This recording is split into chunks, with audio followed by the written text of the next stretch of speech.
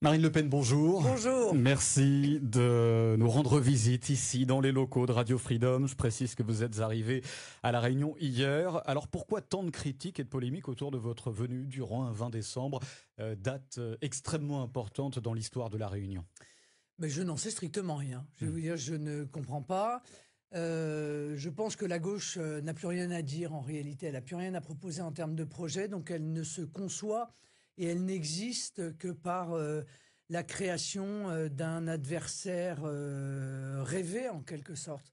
Elle m'accuse de toute une série de choses dont l'intégralité des habitants prennent bien conscience que ils sont faux. Moi, en tout cas, je peux vous dire que je suis très heureuse d'être là ce 20 décembre et de pouvoir participer aux festivités avec les Réunionnais. Quelle est votre position sur l'esclavage, en fait, puisque c'est ça dont on parle? Je considère que c'est une horreur absolue. Je pense que c'est ce que l'homme est peut-être capable de faire de pire, c'est-à-dire de nier l'humanité en fait de l'autre. Donc je suis très heureuse que la France ait décidé d'élever l'esclavage au rang de crime contre l'humanité, parce que je pense fondamentalement que c'est véritablement... Vous n'avez pas toujours dit ça, hein, Marine Le Pen. Bon, alors, après, je reprends des phrases qui datent d'il y a quelques années déjà, pardonnez-moi, mais vous avez déclaré en 2013, il n'y a rien de plus horrible que l'esclavage, mais il faut aussi reconnaître que la France a fait des choses extrêmement positives en Afrique, les routes, les hôpitaux, les écoles.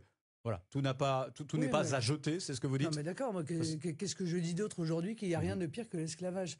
Vous mélangez l'esclavage et la colonisation. Mélanger, je crois qu'il ne faut pas tout mélanger, parce que ce sont des concepts qui sont extrêmement différents. Et encore une fois, non seulement je considère que l'esclavage est une horreur, mais de surcroît, je suis une des seules à rappeler qu'il y a encore de l'esclavage aujourd'hui.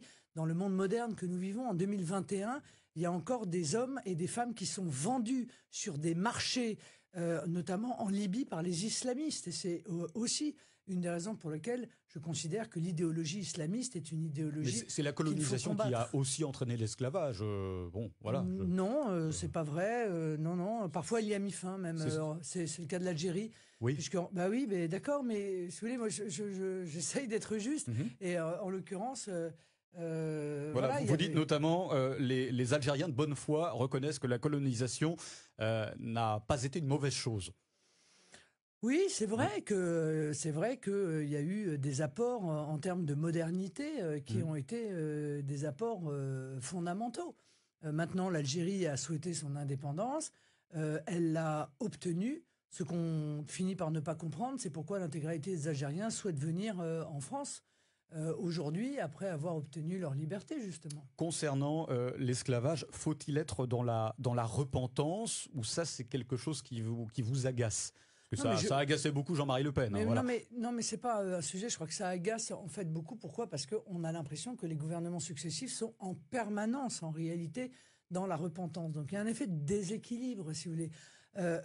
L'idée, c'est qu'il faut absolument que la France batte sa coupe, c'est la méchante, c'est l'esclavagiste, c'est la colonisatrice, c'est... Bon. Or, la France a aboli l'esclavage. Donc, je veux dire, moi, ce que je souhaite, c'est juste que nos enfants prennent conscience qu'il y a certes des épisodes sombres dans notre histoire, mais il y a des épisodes éminemment glorieux. Je veux dire, la France a été à la pointe, en réalité, de la liberté. Et elle a cette valeur universelle. Elle en est devenue, d'ailleurs, dans le monde, un symbole. Marine Le Pen, je rappelle que vous êtes avec nous jusqu'à 9h. D'ici 25 minutes à 8h30, nous prendrons au téléphone les auditeurs au 02 62 99 10 00. Ils sont déjà nombreux à attendre. Ce sera juste après cet entretien. Alors, on va également parler, Marine Le Pen, de ce drame à Saint-Denis, quartier de Montgaillard, il y a une semaine. 5 morts, donc à 4 enfants. Bilan terrible. Toujours aucun suspect d'interpeller. On ne connaît pas le ou les coupables, mais la piste criminelle est envisagée. Ce drame a fait ressurgir une question, celle de l'insécurité, de la cohabitation entre communautés dans les résidences sociales, appartements victimes de suroccupation préoccupations, enfants très jeunes laissés en déshérence, presque à l'abandon, différences de culture, différences de mode de vie, et donc forcément des tensions sur place. N'avez-vous pas peur que le vivre ensemble dans ces logements sociaux soit en danger à La Réunion ? Ça fait très nombreuses années que j'alerte les Réunionnais en leur disant il y a un moment donné où vous allez subir les conséquences. Vous pouvez pas, attention de ne pas considérer que vous êtes dans une bulle préservée de tout. La société réunionnaise est une société extrêmement apaisée. Pour le coup, le vivre ensemble y est vraiment très serein. Et pour cause, parce que je pense que ce qui rassemble, c'est la nation en réalité.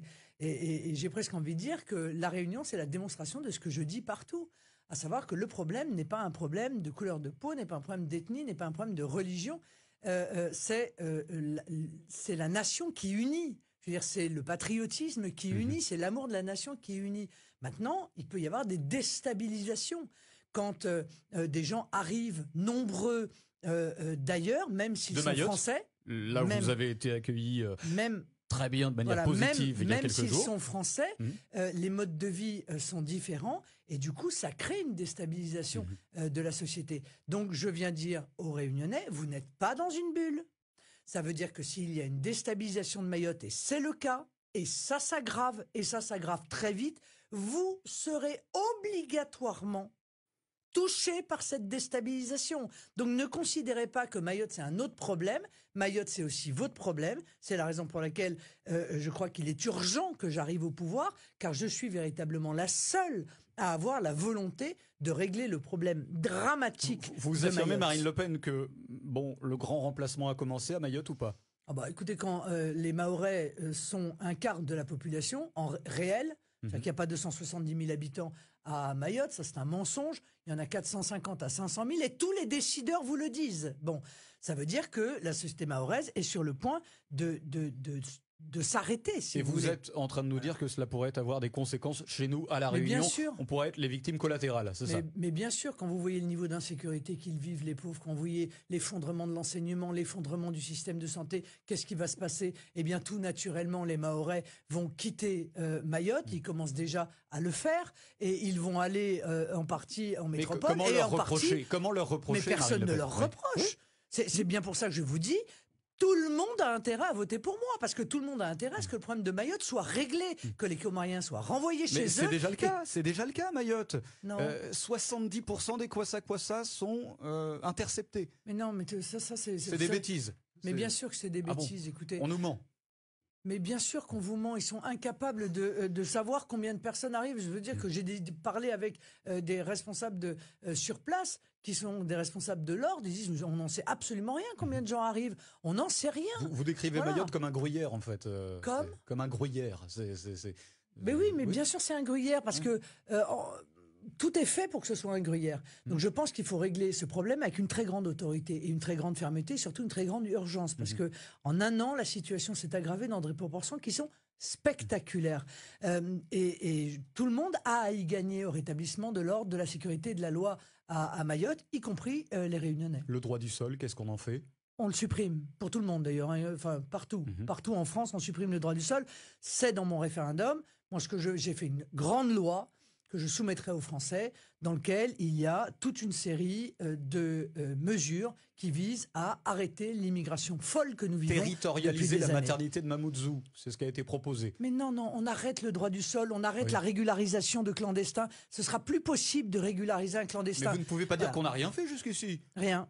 Ah, on n'a rien fait selon vous? Rien. On continue. Je vous signale qu'à Mayotte, l'État continue à délivrer à tour de bras des visas, à délivrer à tour de bras, à régulariser à tour de bras des clandestins. Si vous croyez que ça, c'est un signal qu'on lance pour dire il faut maîtriser l'immigration, non, c'est un signal lancé pour dire il faut continuer en fait l'immigration clandestine. Au lieu de taper du poing sur la table avec Monsieur Azali, on lui offre 150 millions, dont au passage Mayotte aurait bien besoin d'ailleurs pour se développer. Donc tout est fait en dépit du bon sens. Moi, je finis par me poser la question de savoir si, en réalité, le gouvernement français ne souhaite pas, peu ou prou, à court ou à moyen terme, se débarrasser de Mayotte. Alors, on évoquait la question des logements sociaux. Marine Le Pen, question très simple, souvent évoquée sur la libre antenne par les auditeurs. Faut-il, pardon pour l'expression, faut-il sucrer les prestations sociales aux parents dont les enfants sont délinquants? Oui.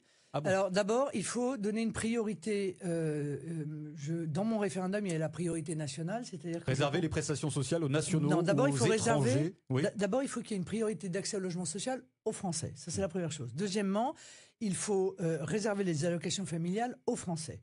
Troisièmement, il faut que les prestations de solidarité, c'est-à-dire RSA, APL, etc., puissent bénéficier aux étrangers, mais s'ils peuvent démontrer qu'ils ont 5 ans d'équivalent temps plein de travail en France. Un étudiant, Marine Le Pen, finlandais, allemand, italien, qui vient en France pour étudier, cela participe au rayonnement de notre pays dans le monde.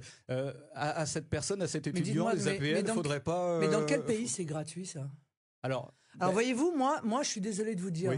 Je préfère effectivement que l'effort qui est fait soit fait pour les jeunes réunionnais qui bien souvent se retrouvent un peu perdus en métropole, les jeunes mahorais, les jeunes martiniquais, qui ne bénéficient d'aucun avantage dans leur propre pays quand ils viennent étudier. Il y a le CNARM. Voilà, le CNARM, c'est un dispositif qui permet aux ultramarins maintenant, si vous voulez, la priorité d'aller gratuitement en métropole et maintenant, d'avoir le billet pris en charge. Non, mais d'accord, mais la priorité d'accès, si vous voulez, au logement social, c'est une priorité.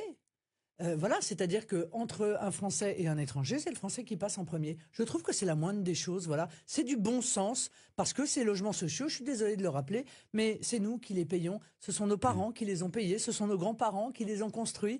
Voilà, c'est être prioritaire chez soi. Ça n'est pas injurieux, ça n'est pas xénophobe, c'est juste normal. Vous souhaitez renvoyer les étrangers qui n'ont pas eu d'emploi pendant 1 an, c'est ça? Oui. Bah oui, si vous voulez, on a 5 800 000 chômeurs. Je pense que ça sert à rien, si vous voulez, de dire à des gens de l'extérieur, venez être chômeurs chez nous. C'est bon, notre système de protection sociale s'effondre sur lui-même. Donc s'il y avait le plein emploi, il n'y a aucun problème. On fait appel éventuellement avec beaucoup des critères. Beaucoup de secteurs cherchent des postes à pourvoir. Si, la restauration cherche 200 000 personnes dans les métiers de bouche. Bon, oui, enfin écoutez, à chaque fois qu'on nous dit ça, la réalité... Oui, alors c'est marrant parce que vous me parlez que de métiers difficiles. Oui. D'accord. Mais alors on est totalement d'accord. Alors On est totalement d'accord. Ce sont les étrangers qui aujourd'hui font les métiers que personne ne veut faire. Mais si vous voulez que je vous dise ça, il n'y a pas de souci. Mais pourquoi personne ne veut le faire aujourd'hui et pourquoi on voulait le faire hier? C'est peut-être parce que ce sont des métiers qui sont devenus de plus en plus difficiles, de plus en plus exigeants et que les salaires, en revanche, eux, sont restés extrêmement bas. Donc, est-ce que la solution, c'est de faire venir des étrangers en laissant les Français être chômeurs, ou est-ce que la solution, c'est d'augmenter les salaires? Moi, je crois que c'est d'augmenter les salaires.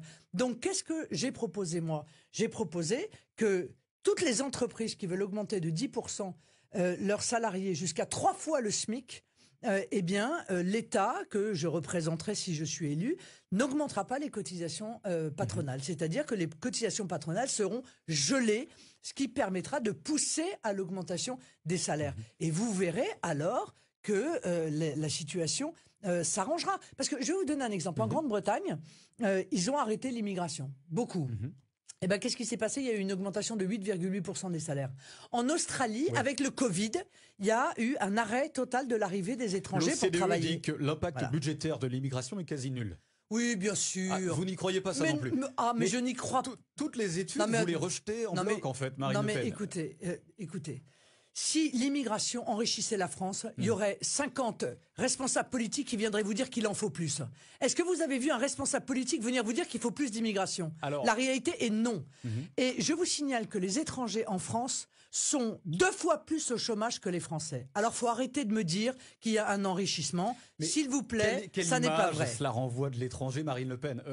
Mais c'est pas un problème, l'étranger n'y est pour rien. C'est un phénomène, l'immigration. C'est un phénomène économique, c'est un phénomène social. Vous savez très bien que ceux qui nous écoutent vont penser, en écoutant cela, que l'étranger vient ici pour se dorer la pilule, profiter des allocations familiales et pour ne rien faire. Voilà. Ça, c'est un cliché. Voilà. Alors, écoutez, on va régler le problème. Votez pour moi et il y aura plus de clichés. Pour une raison simple, c'est que précisément tout ça sera pas possible.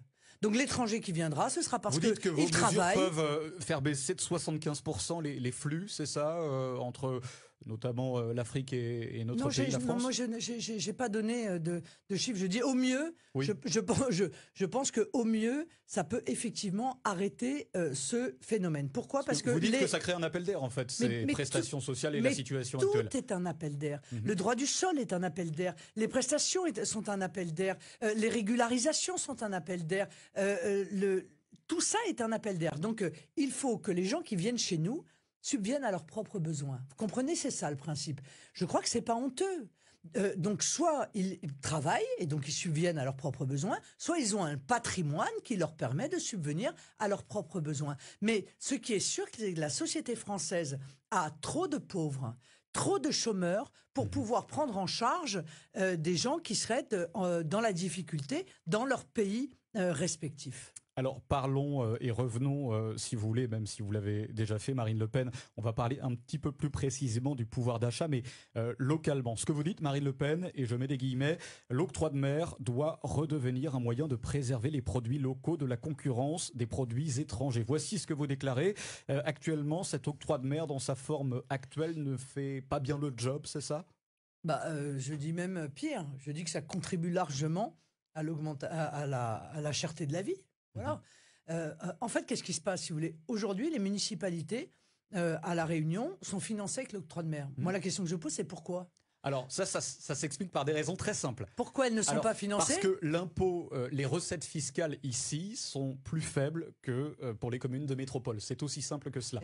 Et sans l'octroi de mer, les communes vont taxer et encore plus augmenter les impôts locaux, notamment la taxe foncière, qui est à un niveau déjà énorme, très élevé à La Réunion. Arrêtez avec cette vision cauchemardesque. Moi, ce que je viens vous dire, tout simplement... C'est l'octroi de mer. Non, mais enfin, c'est incroyable de s'enfermer comme ça dans une pensée qui est une espèce de pensée magique. Alors moi, je vais vous dire une chose très claire. Dites-moi. Demain, je réforme l'octroi de mer, d'accord? Vous voulez pas le supprimer, que ce soit clair, hein. Vous voulez le réformer? Non, je veux continuer à préserver les productions régionales de la concurrence de productions étrangères sur le même secteur. Mais en réalité, ça ne représentera plus qu'un quart de l'octroi de mer actuellement perçu. Ce que je veux, c'est que les communes de La Réunion soient financées par une dotation globale de fonctionnement, exactement comme les communes de métropole. Tant d'habitants, tant de dotation globale de fonctionnement. Donc ça, le budget de l'État, qui, comme pour toutes les communes, va financer les communes. Encore des dépenses pour l'État. Parce que pour compenser cette recette fiscale plus faible, les dotations devront augmenter de manière exponentielle pour les communes d'outre-mer. Exponentielle, c'est pas exponentiel, c'est comme les autres. Ça s'appelle l'égalité, liberté, égalité, fraternité. Voilà, d'accord? C'est une égalité. En revanche, l'intérêt de réformer l'octroi de mer, c'est que ce poids supplémentaire qui pèse sur les consommateurs de La Réunion, parce qu'évidemment chaque produit frappé de l'octroi de mer voit son prix augmenter.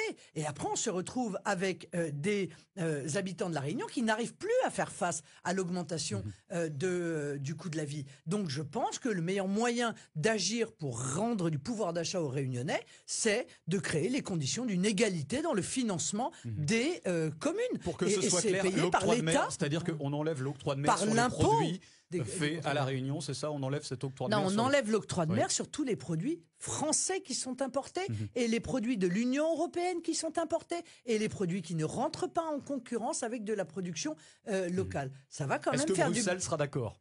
Est-ce que Bruxelles sera d'accord? Mais non, mais de quoi je me mêle? Enfin, si. Non, mais Bruxelles va pas décider. La baraque, hein, non, mais Bruxelles va pas décider si on peut supprimer ou pas l'octroi de mer. Ça ne les regarde pas. Pardonnez-moi.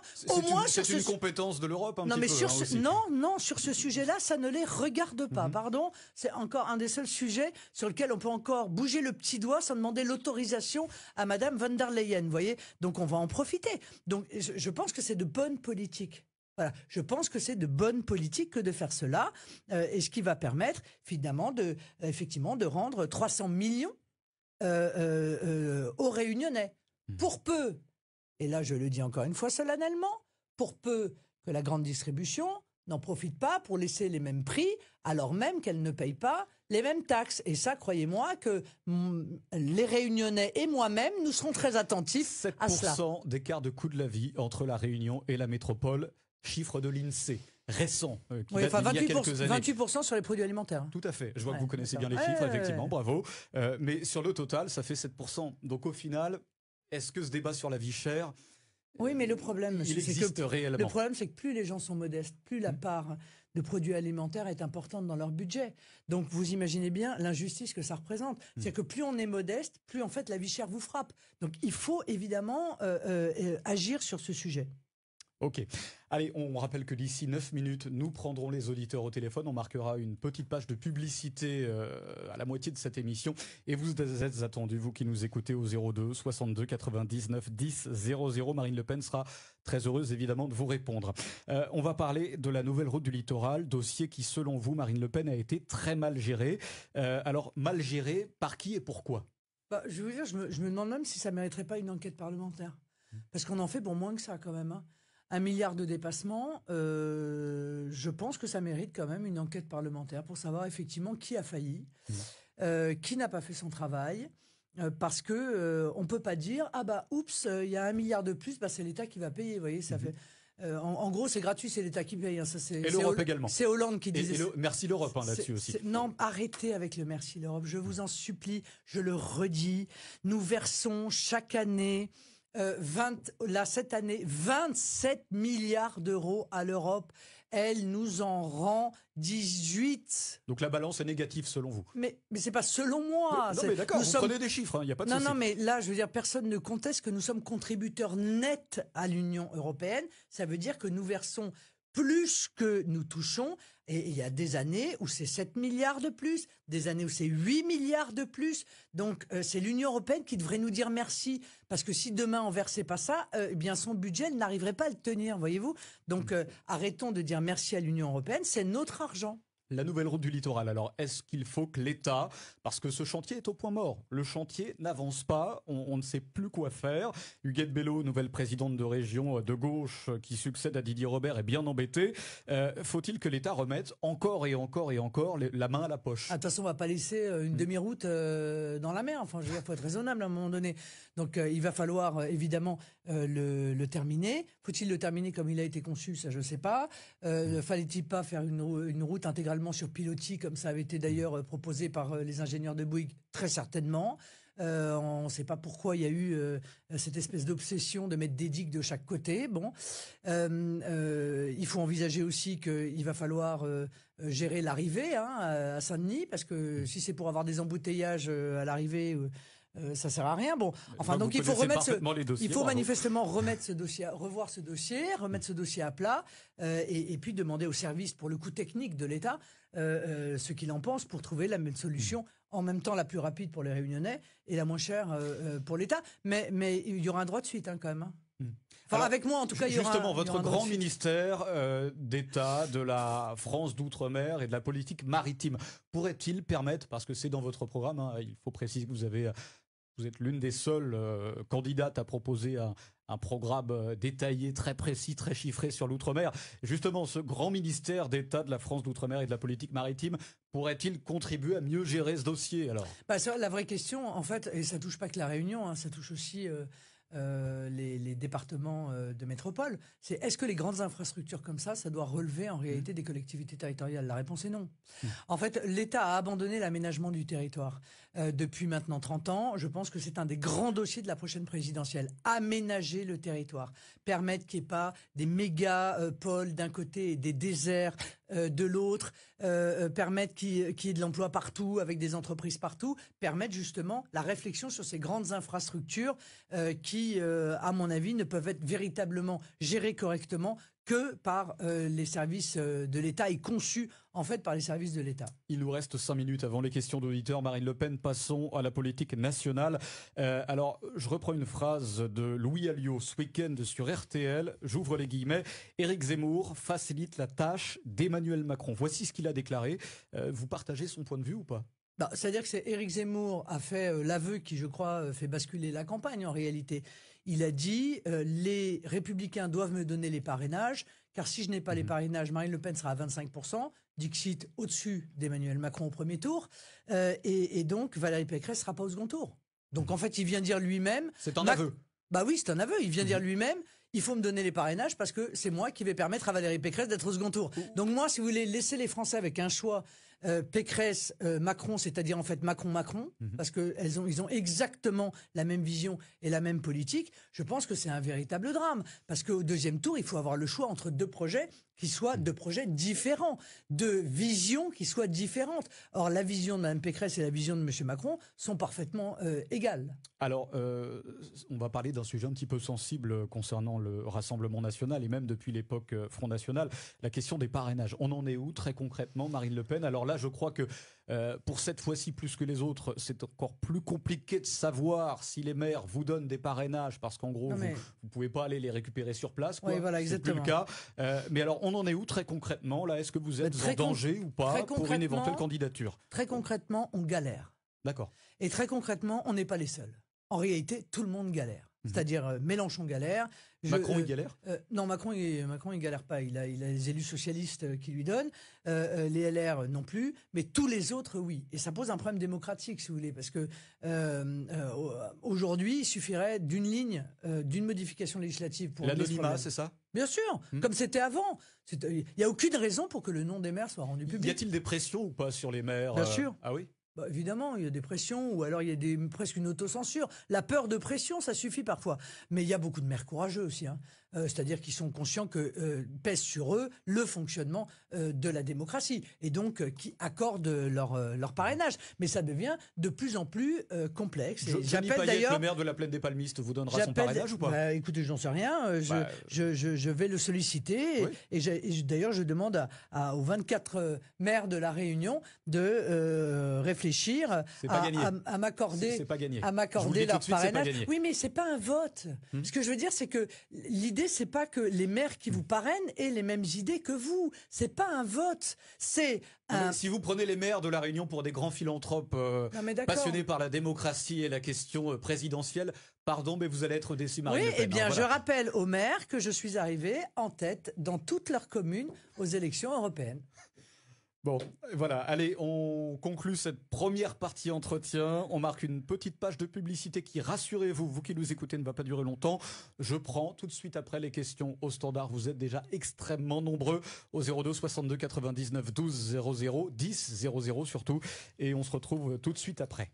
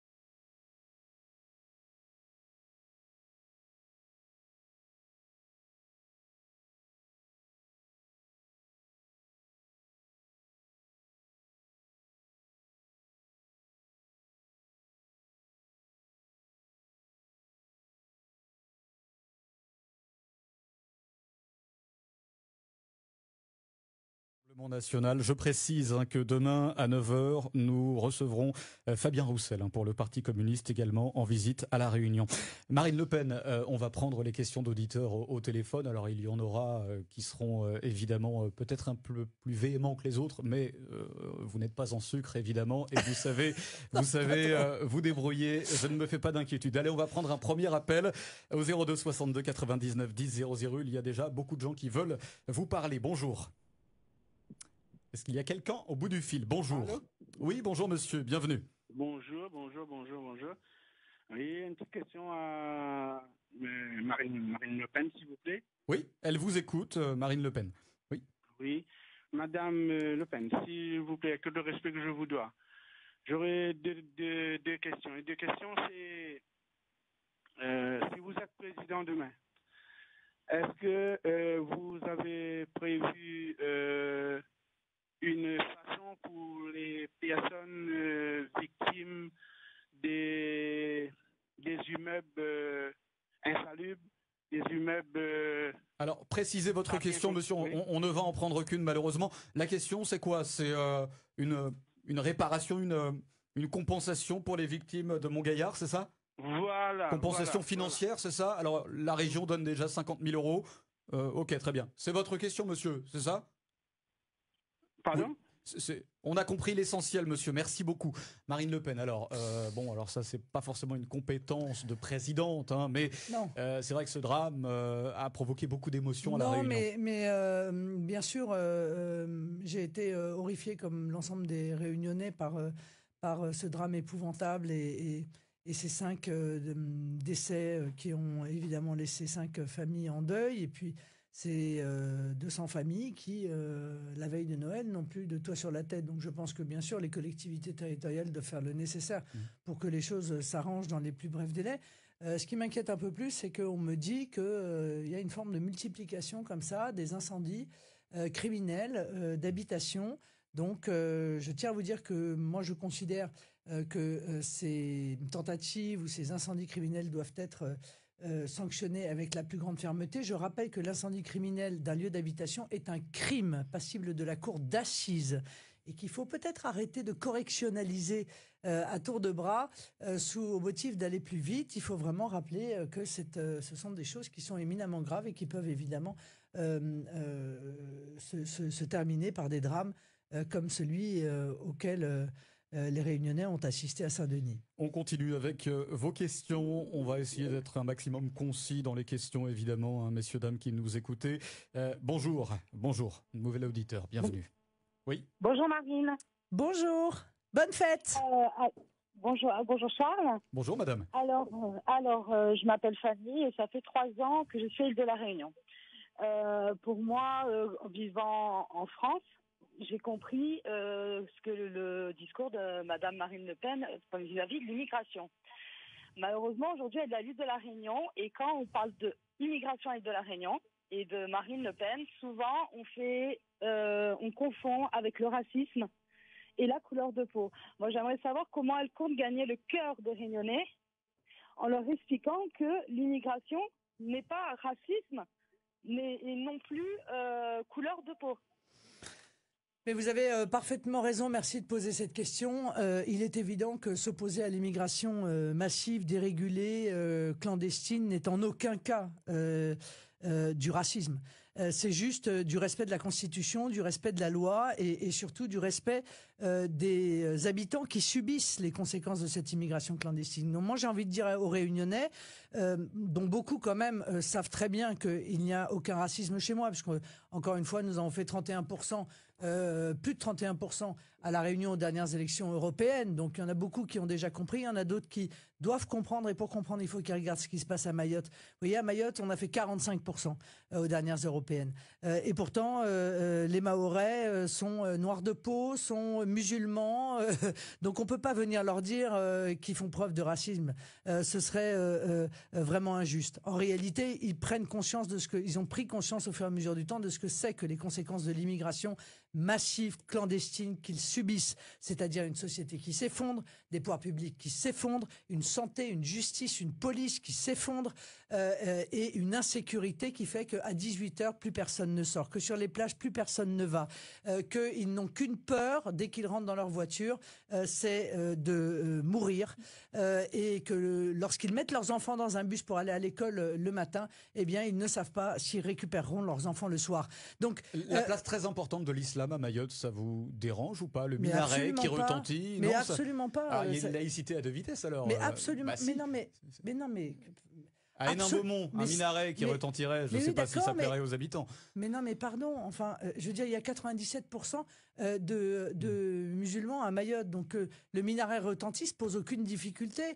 Je veux dire, en métropole, les cloches des églises sonnent encore, ça va peut-être pas durer parce qu'on a presque plus le droit de parler de Noël maintenant en métropole, et ça ne dérange personne. En tout cas, ça ne dérangeait en réalité personne. Donc moi, ça ne me dérange absolument pas.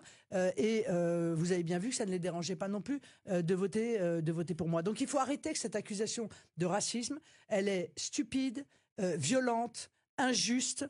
Je pense que tous ceux qui aujourd'hui prennent l'immigration comme un problème majeur ont raison de le faire.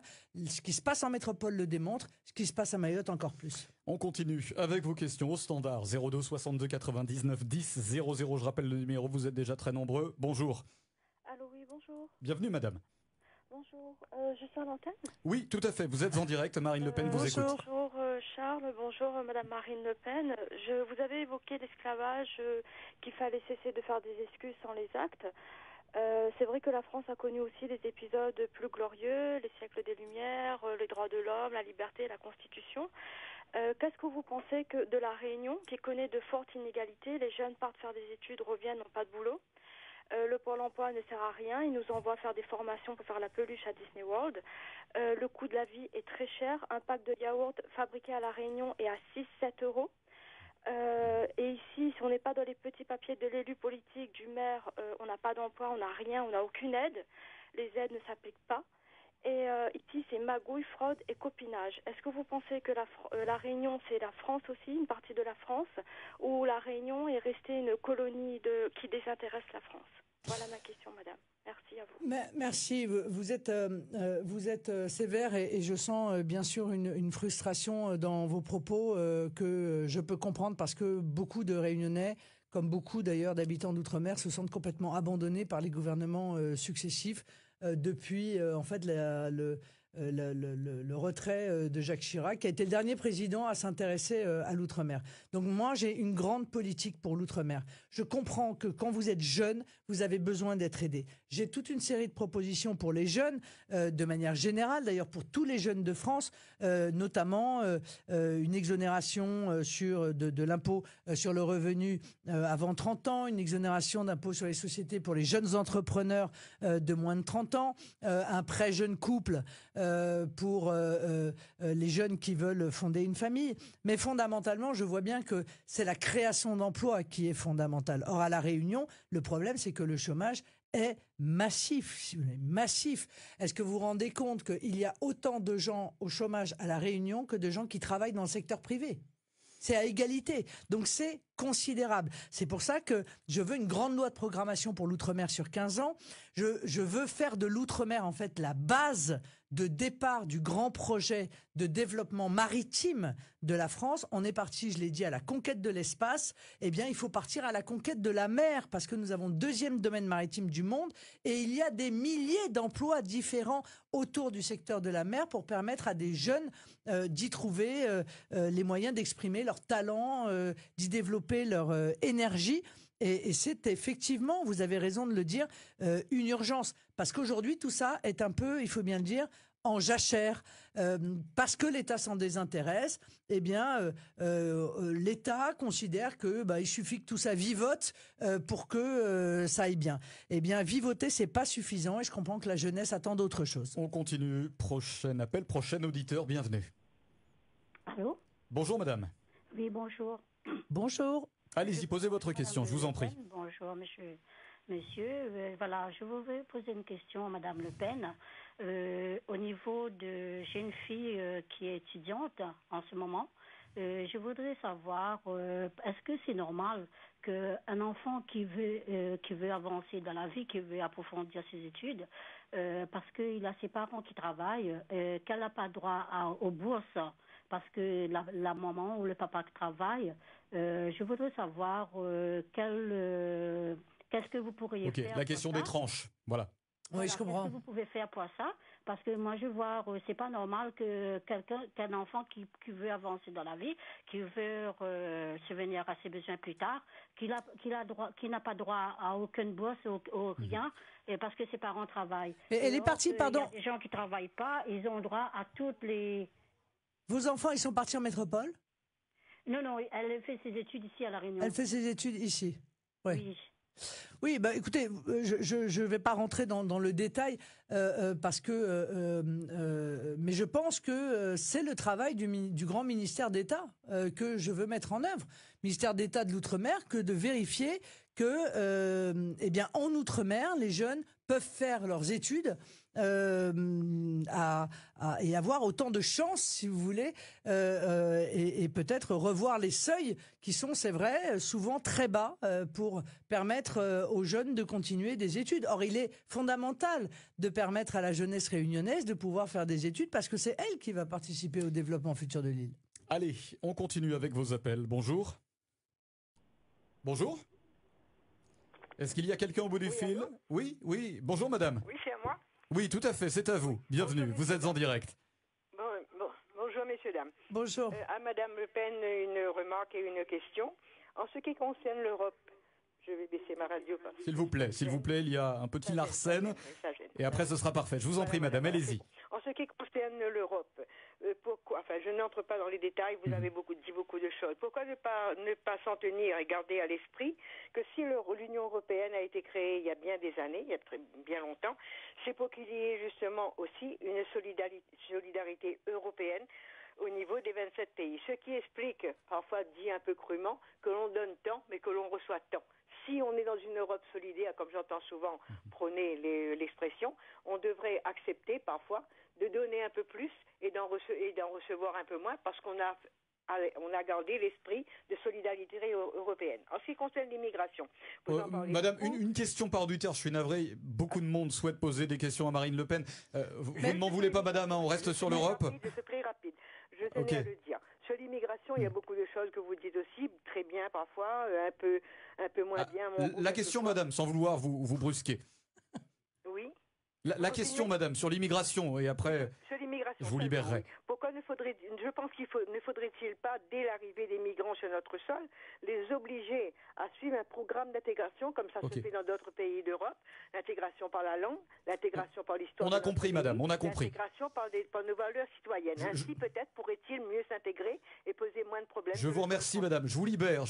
Merci, madame. Alors, je vais répondre à vos deux questions. Sur l'Union européenne, j'entends bien ce concept de solidarité. Mais si vous voulez, si la solidarité, si on donne de l'argent pour que cet argent finance les concurrents directs de nos producteurs, je suis pas d'accord. Or, il y a des politiques interrégionales aujourd'hui où, en réalité, l'Union européenne finance des pays étrangers à l'Union européenne qui sont des concurrents directs de nos propres industriels et de nos propres agriculteurs. Je suis désolé, mais si on donne de l'argent pour faire ça, moi, je suis encore une fois en désaccord total. Sur l'assimilation. Mais sur l'assimilation, bien sûr que l'assimilation est un élément fondamental, mais et qu'il faut bien sûr le faire. Mais encore faut-il savoir combien d'étrangers on accepte, madame, parce que vous voyez, à Mayotte, on peut plus faire aucune assimilation ni aucune intégration possible parce que tout est en train de s'effondrer sous le nombre. Donc c'est là où, si vous voulez, le référendum que je propose est un référendum qui permet aux Français de déterminer des critères. Qui vient chez nous? Qui a le droit d'y rester? À quelles conditions, selon quels critères, et qui doit repartir, et dans quelles conditions ils doivent repartir. Pour quelles raisons doivent-ils repartir? Moi, je suis désolé, quand il y a des étrangers qui arrivent, qui commettent des délits et des crimes, évidemment, immédiatement, je considère qu'ils doivent être expulsés. Il y a des populations plus criminogènes que d'autres ou pas? Il y a des populations plus criminogènes que d'autres ou pas? Question simple, vous savez très bien ce que je veux dire. Je vous pose la question, n'ayez pas peur de répondre à ça. C'est pas sensible. C'est pas ça. C'est que si vous voulez, nous on a une immigration en métropole qui est une immigration mondiale. Donc j'aurais du mal à vous répondre. Et pour une raison extrêmement simple, c'est que nous n'avons pas de statistiques en fonction. Par exemple, dans les prisons, nous n'avons pas de statistiques. Ce qui est sûr, je vais vous en donner une, c'est que les mineurs isolés, par exemple à Paris, sont responsables de 75% des déferrements devant le parquet. Donc, et il se trouve que les mineurs isolés isolés à Paris viennent essentiellement du Maghreb. Mais parce que le Maghreb est en face de nous, hein. En face du pays, c'est tout. Allez, on continue avec vos questions au standard. Il est 8h46, on se donne encore un quart d'heure. Vous aurez le temps de poser toutes vos questions, on l'espère. Bonjour. Oui, bonjour. Bienvenue, madame. Bonjour. Oui, bonjour. Bonjour. à tous. Oui, allez-y, madame, je vous en prie. Oui, voilà, ma question est la suivante. Je voulais avoir la position de Madame Le Pen par rapport à la précarisation des contractuels de l'éducation nationale et de leur titularisation, surtout lorsque des disciplines pures et dures n'existent pas, notamment concernant les personnels AESH, les personnels MLDS. Merci beaucoup. MLDS, précisez s'il vous plaît, madame. Mission de lutte contre le décrochage. Ok, ce sont des auxiliaires, d'accord. Merci, madame. Merci beaucoup. De manière générale, madame, ce que je crois, c'est que il faut une revalorisation en réalité de nos enseignants. Voilà, une revalorisation salariale pour nos enseignants. Je pense qu'il faut que l'éducation nationale se reconcentre sur ses missions. Anne Hidalgo veut doubler le salaire des enseignants. Non, mais c'est n'importe quoi. Non, mais il faut être raisonnable. Enfin, Madame Hidalgo n'a pas le début d'un commencement de financement de cette mesure qui, évidemment, même les enseignants prennent conscience qu'elle raconte en l'occurrence n'importe quoi. Mais il faut une revalorisation. Nos enseignants doivent sont plutôt mal payés par rapport à la moyenne des enseignants européens. Ils ont 53% de surrémunération. Oui, alors ça, oui, mais d'accord, mais le sujet de la surrémunération, si je puis me permettre, est un autre sujet. C'est le sujet des fonctionnaires sur l'éducation, qui viennent de métropole. Bon, c'est un sujet. Alors également les fonctionnaires ultramarins nés à La Réunion, hein, voilà, et heureusement. Voilà. Donc, mais il est sûr que l'école ne peut pas fonctionner aujourd'hui sans l'ensemble de ces métiers et le recours systématique à la contractualisation crée en réalité une forme de double vitesse, quoi. On continue. Allez, il nous reste un peu plus de 10 minutes pour poser vos questions. Bienvenue, bonjour. Y a-t-il quelqu'un au bout du fil? Oui, bonjour madame. Bonjour. En améliorant un petit peu la qualité sonore et ce sera parfait. Oui, bonjour madame. C'est parfait, bonjour. Bonjour. Oui, voilà. On a tellement envie de changement dans les années à venir et on a énormément de questions à vous poser. Je vais en choisir une. Voilà, on travaille toute une vie et aujourd'hui, pour transférer nos biens aux enfants, leur donner, on est obligé de faire un prêt pour donner à nos enfants. Alors vous, que compterez-vous faire arriver au pouvoir? Eh bien, merci madame de cette question. Moi, je fais une grande réforme parce que pour moi, la transmission est un élément essentiel de mon projet, et notamment pour les donations. Alors, il y a les donations et les successions. Pour les donations, là-dessus propose ici des choses. Pardon ? Valérie Pécresse propose de supprimer les droits de succession. Oui. Très bien, mais elle fait ce qu'elle veut. Mais quand elle a été au pouvoir, si vous voulez, elle a mis en place 2 plans d'austérité et créé 24 taxes. Donc Valérie Pécresse, moi, j'ai pas une grande confiance en elle dans ce domaine. Donc moi, je propose l'alignement entre les grands-parents et les parents. Les grands-parents pourront donner aux petits-enfants 100 000 euros tous les 10 ans. Les parents pourront donner aux enfants 100 000 euros tous les 10 ans. Évidemment exonérés d'impôts. Et pour les successions, eh bien, il n'y aura pas de Alors c'est tous les 15 taxes. ans actuellement. Hein, c'est tous les 15 ans, exactement. Vous ramenez ça à tous les 10. Oui, c'est tous les 15 ans. Et je ramène ça à tous les 10. Et surtout, pour les grands-parents, c'était que 30 000 euros. Voilà. Maintenant, c'est les grands-parents et les parents à égalité 100 000 euros. Et puis pour les successions, eh bien, il n'y aura pas de droit de succession jusqu'à 300 000 euros. Sur un bien immobilier. C'est-à-dire qu'en fait, j'exclus l'immense majorité des résidences principales des droits de succession parce que je ne veux pas qu'on soit obligé de vendre une maison de famille, voilà, où on a notre histoire, où on a nos souvenirs, où on a vécu tout simplement parce que on doit payer des impôts à l'État alors même qu'on a déjà payé le bien et payé des impôts sur le bien pendant toute sa vie. Et bien sûr, il y a aussi tout un pan sur la transmission des entreprises. Je pense qu'il faut exonérer la transmission des entreprises et des biens professionnels. Je pense évidemment aussi aux biens agricoles. Mais si les héritiers en restent propriétaires pendant 10 ans, c'est-à-dire c'est la continuité en fait de l'activité économique, ce qui a été construit par la force du travail, l'entreprise qui a été construite par la force du travail ne doit pas disparaître au motif que l'État serait trop gourmand. On continue, 02 62 99 10 00, bonjour. Oui, bonjour. Bonjour madame, allez-y, on vous écoute. Oui, bonjour à tous. Voilà, en fait, j'ai une petite question. Madame Le Pen a été adulée par les Maoris parce qu'elle leur promet de remettre les Comoriens aux frontières, dans leur pays. Arrivée à la Réunion, à demi-mot, on a bien compris que quelque part, elle voudrait aussi donc promettre aux gens de pouvoir sensibiliser qu'il y a un racisme anti-maoré. Alors, je suis pas sûr que c'est ce que Marine Le Pen a dit. Hein. Je n'ai pas interprété cela comme ça. Parce que tout à l'heure, quand elle parlait du feu qui s'est passé à Saint-Denis, c'était un peu ça, quoi. Alors non, ça c'est moi qui l'ai soulevé cette question, mais pour l'instant, il n'y a pas de coupable et personne n'est interpellé, madame. Non, mais vous avez parlé de comment que vous avez des minorités, enfin qui se. Tout à fait. La cohabitation entre communautés. Allez-y, posez votre question, madame. Pardonnez-moi. Et en fait, donc je voulais dire, est-ce que le langage de vérité serait dit, parce qu'on sait très bien, monsieur, pas de langue de bois, que les gens, il y a beaucoup d'anti-maorés à la Réunion. Mais oui. Il n'y a pas de langue de bois là-dessus. Tout le monde est d'accord, oui.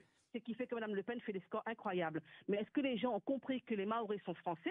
Et si demain matin, Mme Le Pen arrive au pouvoir et pouvait mettre les Mahorais chez eux, est-ce que ça veut dire que les Réunionnais qui sont en métropole pourraient aussi, même s'ils sont français, rentrer à la Réunion? Mais madame, j'ai jamais dit ça. Madame, excusez-moi, mais je vous autorise pas à dénaturer mes propos. Vous répondrez après Mme Le Pen. Hein.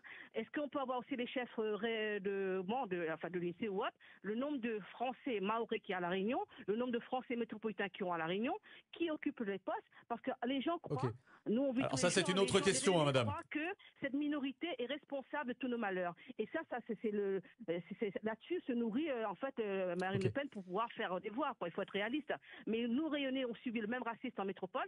Est-ce que les Rayonnais sont vraiment réalistes, comprennent qu'en fait, Mahorais, c'est français, les Comoriens, ils sont étrangers. Voilà ce que la question que je posais à Mme Personne n'a dit le contraire ici, madame. Bon. Mais madame, permettez-moi de vous dire que vous avez totalement dénaturé mes propos. J'ai commencé mon intervention en disant que c'est la patrie qui unit. J'ai commencé mon intervention en disant que justement, il n'y a pas à faire de différence en fonction de l'origine, y compris d'ailleurs régionale, de la couleur de peau, de la religion, etc. Parce que justement, la patrie a cet effet magique qu'elle unit les gens dans un destin commun. Et le patriotisme est le creuset de l'union de la population. Donc, j'ai jamais dit de ma vie que les Mahorais n'étaient pas français. Au contraire. Vous êtes une radio à grande écoute, madame. Alors dites-le textuellement, sans utiliser des mots, patrie, tout ça. Dites-leur, dites aux Rayonnais que demain vous êtes au pouvoir, il n'y aura pas de reconduction de minorités mahoraises ou autres, sauf que les étrangers. Mais madame, je vous le dis avec beaucoup de tranquillité, il est évident qu'il n'y a pas de renvoi des Mahorais à Mayotte dans mon projet. Mais ce que je viens vous dire, c'est que si les Mahorais s'enfuient de Mayotte, c'est parce qu'il y a des gens qui défendent l'immigration clandestine et qui considèrent que c'est pas un problème et qui considèrent que ça enrichit le pays, alors que c'est en train de jeter les Mahorais dans les affres d'une insécurité qui est ignoble, insupportable, que personne n'accepterait de vivre. Et c'est pour ça que les Mahorais sont obligés de fuir leur propre île. Et c'est à cela que je vais apporter une réponse. Or, je vais vous dire, les Mahorais, ils sont fous amoureux de Mayotte. Voilà, ils n'ont pas envie de partir à la Réunion, ils n'ont pas envie de partir en métropole. C'est l'insécurité, c'est l'immigration clandestine qui les oblige à cet exode. Eh bien moi, je vais leur permettre à nouveau de pouvoir vivre sereinement, tranquillement et de manière prospère sur leur île. Il nous reste 5 minutes, on va essayer d'être, si je peux me permettre, efficace dans les questions et les réponses. Bonjour, on continue au standard, bonjour. Allô, bonjour. Bonjour madame, allez-y. Je suis contente. Écoutez, moi je voulais déjà dire bravo à Madame Le Pen. Bonjour. Elle n'est pas tombée dans le piège de Monsieur L'Huillier. Ah, d'accord. Cette population criminelle, c'est du n'importe quoi, Monsieur L'Huillier. Merci beaucoup, madame. Bravo à Madame Le Pen de ne pas être tombée là-dedans. Et moi, je veux dire une affaire aussi. Je m'appelle Audrey. Aujourd'hui, c'est le 20 décembre à La Réunion. Le 20 décembre à La Réunion, c'est la fête casse, c'est la fête de la liberté. Moi, je ne comprends pas. Comment une radio de grande écoute comme Freedom, il invite le racisme sous cette antenne le jour de la liberté, Marmaille. Non mais madame, explicitez vos propos, madame. Je ne comprends pas. Écoute pas moi là. Si. Aujourd'hui, c'est la fête casse, c'est la fête de la liberté. Il veut dire que nous la saubattent, nous la défendons, nous la brisent, nous chaîne. Et ça, c'est une ville bande facho, c'est cette antenne. Ok, madame. Là, on est dans les insultes parce que on est dans les insultes. On vous coupe, madame, parce que là, c'est vraiment. Non mais il faut pas. Allez, une réaction peut-être. Bon, voilà. Non mais mais quand même une réaction. Votre croix, ça. Quand même une réaction parce que vous voyez, moi, je réponds à tout le monde, y compris à ceux qui se trompent. Madame, regardez dans le projet qui est le mien. Vous ne trouverez pas un mot, vous ne trouverez pas une ligne qui soit teinté ni de près ni de loin de racisme. Moi, je défends tous les Français, d'où qu'ils viennent, quels que soient d'ailleurs s'ils sont des Français d'origine ou s'ils sont des Français naturalisés. Je défends tous les Français. Voilà, je voudrais que vous soyez absolument convaincus de cela. Et encore une fois, allez regarder par vous-même plutôt que d'écouter ceux qui vous racontent des sottises sur mon compte. Allez regarder de vous-même le projet qui est le mien. Vous verrez que c'est un projet parfaitement républicain et fraternel. Il reste 3 minutes. On va essayer de prendre, allez, j'ose, 2 questions au moins. C'est le but. Bonjour. Bienvenue. Bonjour, oui, bonjour madame. Allez-y, allez-y. Je vous téléphone pour savoir. Bonjour Madame Le Pen. Oui. Bonjour. Tout le monde sur le plateau. Oui. Je vous téléphone pour savoir parce que pour la retraite à 60 ans, une simple question. Je voudrais 40 savoir... annuités, oui. Voilà, c'est tout. Alors, le programme. Voilà. Moi, je suis pour la retraite après 40 annuités. C'est-à-dire que si vous avez 40 annuités, vous pourrez partir à partir de 60 ans. Pourquoi ? Parce qu'il y a des gens qui ont commencé tôt, qui ont fait des travails manuels très difficiles, qui travaillent dans le froid, qui travaillent très jeunes, à porter des charges lourdes. Et je pense qu'au bout de 40 annuités de cotisation, il est normal qu'ils puissent partir avec une retraite pleine.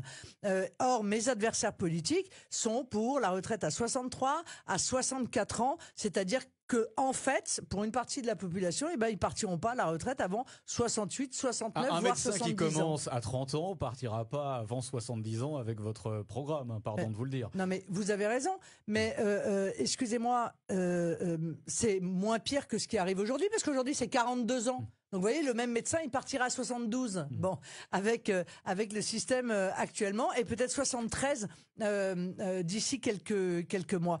Mais c'est pas très grave. Les médecins, les avocats, je suis avocat moi-même, les médecins, les avocats n'ont pas un travail qui est aussi pénible. Bon, et puis les médecins, ils n'ont pas 13 ans quand même d'études, ils en ont 10.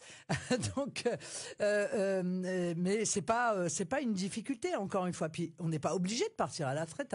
D'ailleurs, quand on a les annuités, on peut très bien continuer à travailler. Il y a beaucoup qui le font. Et pour les médecins, heureusement, parce que ça évite quand même l'aggravation du phénomène des déserts médicaux. Mais voilà, je trouve que c'est justice, si vous voulez, au bout de 40 annuités, que de pouvoir toucher une retraite pleine. Bon, fin des questions d'auditeurs. Rapidement, quelques petites questions. Il nous reste 2 minutes. Il se dit que ce serait votre dernière campagne présidentielle. Alors ça, c'est vrai ou c'est une légende ? Bah, c'est vrai, puisque je vais la gagner. Non, mais allez, sérieusement, Marine Le Pen. Bah, c'est vrai, puisque je vais la gagner. Non. Marine Le Pen, admettons que vous perdiez. Hein, voilà. Qu'est-ce qui se passe ? Vous voulez me mettre à la retraite à 53 ans, si je comprends bien, c'est ça ? Alors vous êtes pire que moi, du coup. Non, mais répondez, Marine Le Pen. Est-ce que c'est votre dernière campagne présidentielle ou pas ?